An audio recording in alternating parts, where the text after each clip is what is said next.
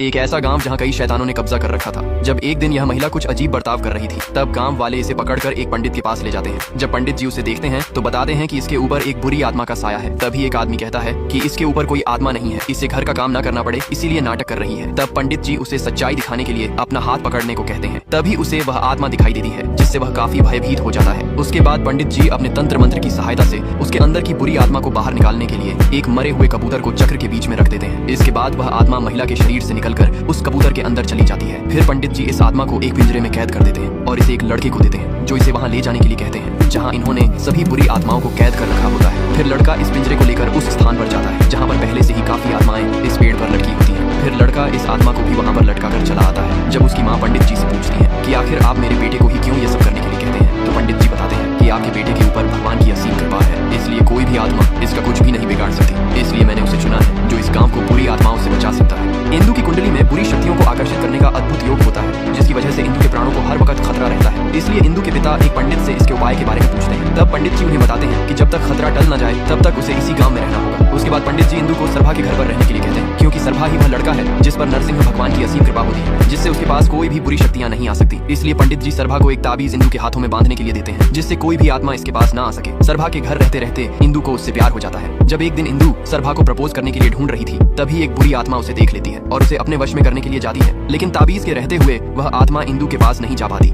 इसलिए वह वापस आकर शैतानों के राजा को बताती है कि कोई दिव्य शक्ति है उसके पास जो उसकी रक्षा कर रही है। तब शैतान कहता है, उसे लाने के लिए मुझे जो भी करना पड़ेगा वह मैं करूंगा, क्योंकि उसकी बलि चढ़ाने के बाद ही मुझे पूरी शक्तियां मिल सकती हैं। इसीलिए वह अपना भेष बदलकर उस गांव में जाता है। यहाँ पर इंदु सरभा को ढूंढ रही थी कि तभी एक महिला की उससे टक्कर होने की वजह से उसका ताबीज नीचे गिर जाता है। तभी सामने सरभा उसे दिखता है। वह जैसे ही उसे बुलाने के लिए आवाज लगाती है, तभी शैतान पीछे से उसे पकड़कर अपने साथ ले जाता है। सरभा भी इंदु को बचाने के लिए उसके पीछे जाता है और दोनों में काफी लड़ाई होने के बाद सरभा इंदु को बचा लेता है। तभी गांव वाले भी वहां आ जाते हैं। जब सरभा की माँ सरभा को आवाज लगती है तो शैतान उसकी माँ को देखकर उसे पहचान जाता है और कहता है कि तुम अभी भी जिंदा हो तो मेरे बाबा भी जरूर जिंदा हो, मैं उनका पता लगाकर तुम सभी को एक एक करके मार डालूंगा। ये कहकर शैतान अपने बाबा को ढूंढने के लिए जाता है, जहाँ उसके बाबा को इस पेड़ पर एक उल्लू बनाकर कैद कर रखा था। पर जैसे ही शैतान उसके पास जाता, वैसे ही उस पर लगा सुरक्षा कवच शैतान को रोक लेता है, क्योंकि इस पेड़ को एक ऐसी दिव्य शक्ति से बांधा गया था जहाँ कोई भी दुष्ट शक्ति उसमें प्रवेश नहीं कर सकती थी। दरअसल कुछ साल पहले सरभा की माँ अपने बच्चे को इस जंगल में जन्म देती है, लेकिन तभी एक बुरी आत्मा का साया आकर इसके अंदर चला जाता है, जो उसे अपने वश में करके बच्चे को मारने की कोशिश करता है। लेकिन माँ के अंदर की आत्मा अभी भी उस शैतान से लड़ रही थी, इसीलिए वो अपने बच्चे को बचाने के लिए खुद के हाथों को बांध लेती है। तभी उस रास्ते से कुछ पंडित गुजर रहे थे, जिन्हें देखकर वो उनसे मदद मांगती है। तब एक पंडित ने रुककर उसकी मदद करने का फैसला किया और उस पंडित ने अपने मंत्र की मदद से उस शैतान को एक उल्लू बनाकर इस पेड़ पर कैद कर दिया, जो इसी शैतान के बाबा थे, जिससे महिला और उसके बच्चे की जान बच गई। यह सब कहानी उसकी माँ सरभा को बता रही थी। इधर इस शैतान ने एक बुरी आत्मा को बुलाया और उसे इंदु के शरीर पर कब्जा करके अपने बाबा की आत्मा को आजाद कराने को कहा, जिसके बाद वो आत्मा उस गांव में जाकर इंदु की शरीर पर कब्जा कर लेती है। तब इंदु तुरंत अपनी सहेली को डराकर वहां से भगा देती है, जिसके बाद इंदु के सामने सरभा के मामा आते हैं और इंदु उनकी बाइक पर बैठकर जाने लगी। लेकिन जैसे ही उसने मिरर में इंदु की शक्ल देखी, उनकी हालत खराब होने लगी। तब इंदु ने उनकी गर्दन को पकड़कर बाइक से नीचे फेंक दिया, जिससे सरभा के मामा की वहीं पर मौत हो जाती है। अब अगले दिन इंदु सरभा को उस पेड़ के पास जाने के लिए कहती है जहाँ शैतान के बाबा की आत्मा लटकी हुई थी। सरभा इंदु को वहाँ ले जाने के लिए मना करता है, लेकिन इंदु अपनी अंगूठी खो जाने का बहाना बनाकर उसे मना लेती है। फिर दोनों वहाँ जाते हैं। तभी इंदु ने जानबूझकर कांटा चुभने का नाटक किया और सरभा को गोद में उठाकर ले जाने को कहा, क्योंकि कोई भी दुष्ट शक्ति उस पेड़ के पास खुद ही नहीं जा सकती थी। इसलिए उस दिव्य कवच को पार करने के लिए उसे किसी न किसी इंसान का सहारा लेना पड़ा। आत्मा ने जैसे ही अंदर प्रवेश किया, वह तुरंत शैतान के बाबा की आत्मा को ढूंढने लगती है। सरभा इंदु को लेकर उस पेड़ के पास जाता है जहाँ पर सभी आत्माओं को कैद कर रखा था। इंदु वहाँ पहुँचने के बाद शैतान के बाबा की आत्मा को ढूंढने लगती है, लेकिन उसे वह नजर नहीं आते,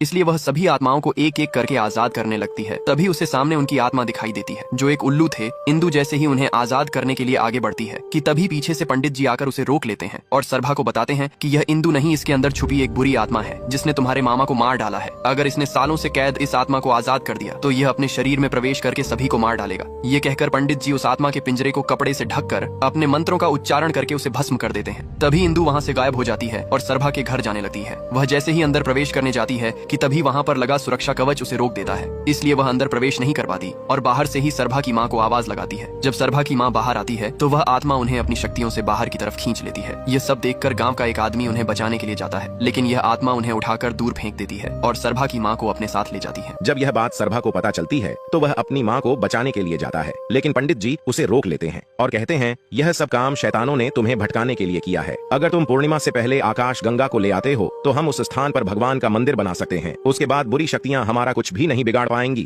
और हम तुम्हारी माँ और इंदु को भी बचा लेंगे। उसके बाद सरभा आकाश गंगा को लाने के लिए निकल पड़ता है। सरभा कई पहाड़ों और बर्फीली रास्तों को पार करने के बाद काफी थक कर नीचे गिर जाता है। तभी स्वयं भोलेनाथ जी नंदी के रूप में आकर उसे रास्ता दिखाते हैं और सरभा उनके पैरों के निशान को देखते हुए आगे बढ़ता है। तभी सामने उसे आकाश गंगा शिवलिंग से गिरते हुए दिखाई देती है। वह उन्हें अपने पात्र में ले लेता है। इधर पंडित जी गांव वालों और काफी पंडितों के साथ मिलकर नरसिंह भगवान की मूर्ति की स्थापना की तैयारी करते हैं। वह जैसे ही यज्ञ को शुरू करते हैं कि तभी काफी आत्माएं वहां पर उनकी पूजा को भंग करने के लिए आती हैं। लेकिन तब तक सरभा वापस आ जाता है और उन्हें अपने पैरों से ही दूर भगा देता है। तभी सरभा देखता है कि उसकी माँ दौड़ती हुई आ रही है, जिनके पीछे कई शैतान पड़े थे। सरभा उन सभी को मारकर अपनी माँ को बचा लेता है। जब सरभा अपनी माँ को आकाश गंगा देता है भगवान का अभिषेक करने के लिए, तब पंडित जी मंत्रों का उच्चारण करने लगते हैं। तो सरभा की माँ आकाश गंगा को भगवान के ऊपर न चढ़ाकर जमीन पर गिरा देती है, क्योंकि यह सरभा की माँ नहीं बल्कि वह शैतान है जो उसकी माँ का रूप लेकर आया था। उसके बाद शैतान भगवान की प्रतिमा को दूर फेंक देता है। वह इस पवित्र स्थल पर इंदु की बलि चढ़ाकर शैतानों का राज्य स्थापित करने को कहता है। जब सरभा उसे रोकने के लिए जाता है तब शैतान सरभा को भी मारकर दूर फेंक देता है। सरभा की माँ उसे उठने को कहती है, लेकिन सरभा नहीं उठा। तभी उसे बगल में नरसिंह भगवान की मूर्ति दिखाई देती है। वह उनसे कहती है कि उस शैतान के हाथों मरने से अच्छा मैं अपने खून से ही आपका अभिषेक करती हूँ और आपको स्थापित करती हूँ। यह कहकर सरभा की माँ अपने सर को भगवान की मूर्ति पर पटकने लगती है और बेहोश होकर नीचे गिर जाती है। इधर शैतान इंदु की बलि चढ़ाने जा ही रहा होता है कि तभी बगल में पड़े आकाश गंगा के पात्र को अपने पैरों से दूर फेंक देता है, परंतु उसमें पड़ा हुआ एक बूंद आकाश गंगा नरसिंह भगवान की मूर्ति पर गिर जाता है, जिससे भगवान सरभा के शरीर में प्रकट होते हैं और अपने रुद्र रूप में आकर सभी शैतानों को एक एक करके मार देते हैं। फिर भी इनका क्रोध शांत नहीं होता, तो सभी गाँव वाले और पंडित जी मिलकर इनको शांत करने की आरती करते हैं और इनका क्रोध धीरे धीरे शांत हो जाता है। फिर यह लोग उनका मंदिर बनाकर उनकी पूजा करने लगते हैं।